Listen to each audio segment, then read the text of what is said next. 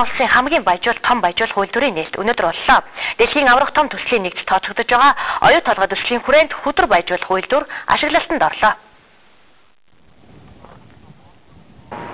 Азад томоохон хэмжээний бүтээн байгуулалтанд тооцогдох оюу толгойн хөдөр баяжуулах үйлдвэр утгахгүй нээлттэй их гэж байна. За энэ баяжуулах үйлдвэрийн тухайд энэ оны 7 дугаар сард илүү ухаагаас хөдрөө олборлож эхэлсэн бол 12 дугаар сард нээлттэй их гэж байна. За энэ хөдөр баяжуулах үйлдвэр бол өөрөө бол маш том байгууламж гэдгийг үзэж таахад хэлхэн зүйтэй болов. За хөдөр баяжуулах хадгалах агуулгын хувьд гэхэд нийслэл манай Улаанбаатар хотын хэмжээнд байдаг хамгийн том спортын цогцлбор буюу уян тухайн спорт цогцлбороос том хэмжээний хөдөр баяжуулах агуулгах савных нь хэмжээ тийм том байгаа.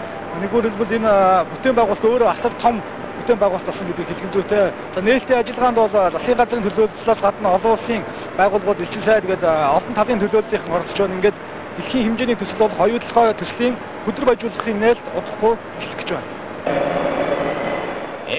Оюу толгой компани Монгол улсын хамгийн том, хамгийн дэвшилтэй технологи бүхий баяжуулах үйлдвэрээ барьж дуусгаад байна. Ингэснээр 2013 зах зээлд нийлүүлэх бүтээгдэхүүнийхээ үйлдвэрлэлийг эхлүүлэх томоохон алхмаа хийгээд байгаамаа.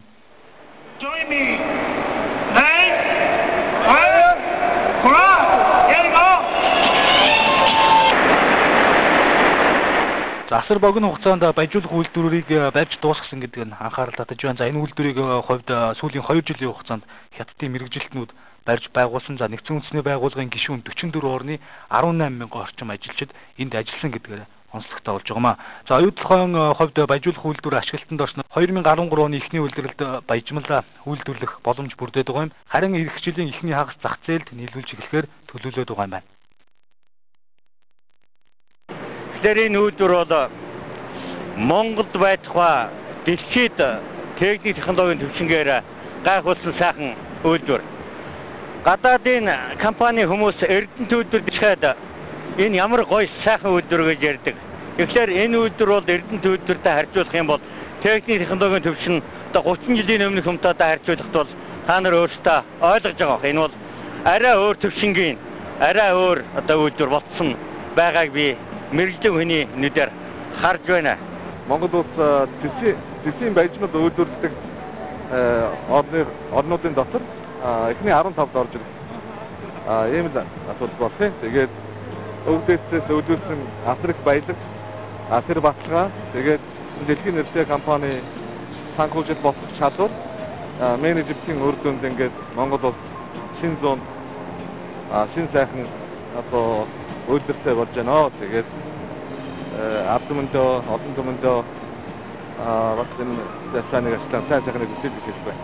Бид аль болохоор энэ үйлдвэрийг баяжуулах үйлдвэр бол энэ уурхаан зүрхэн цогцолж яаж бүтээгдэхүүн үйлдвэрлэж эхэлсэн. Тэгэхээр энэ баяжуулах үйлдвэрийг аль болохоор эрт оруулах тусам манай бүтээгдэхүүн аль болохоор эрт гарна. Аль болохоор эрт гарна гэдэг чинь бол экспортын бүтээгдэхүүн бэлэн болно шүү. Тэр бүтээгдэхүүнийг аль болохоор хурдан экспортлж Монгол орондоо орлого оруулахын төлөө манай ажилтнууд хамт олон хичээл зүтгэсэн байгаа. Ийм учраас Каракваснаа дөрвүүлээд тэгтээ чанартай сайн дэлхийн хамгийн тэргүүний техник технологийн биелэн болсон байна. За баяжуулах үйлдвэрийн хувьд багахан хэмжээний зис агуулсан хөдрийг 30 орчим хувийг нь зис агуулсан баяжмал буюу оюу толгойн эцсийн бүтээгдэхүүн болгон ховирогддог байгууламж гэж ойлгож болно. За энэ үйлдвэрийн тухайд хөдрийн агуулгах, хайргын бутлуур, за баяжуулах үйлдвэр, баяжмал хадгалах, агуулгах, хаягдал, өтгөрүүлэх чичиргээс бүрдэж байна. За энэ үйлдвэр нь хоногт 96,000 тонн түүхий хөдөр олборлон баяжуулах, за жилд 35 сая тонн баяжмалыг үйлдвэрлэх хүчин чадалтай гэдгээр онцлогтой юм а. Дараагийн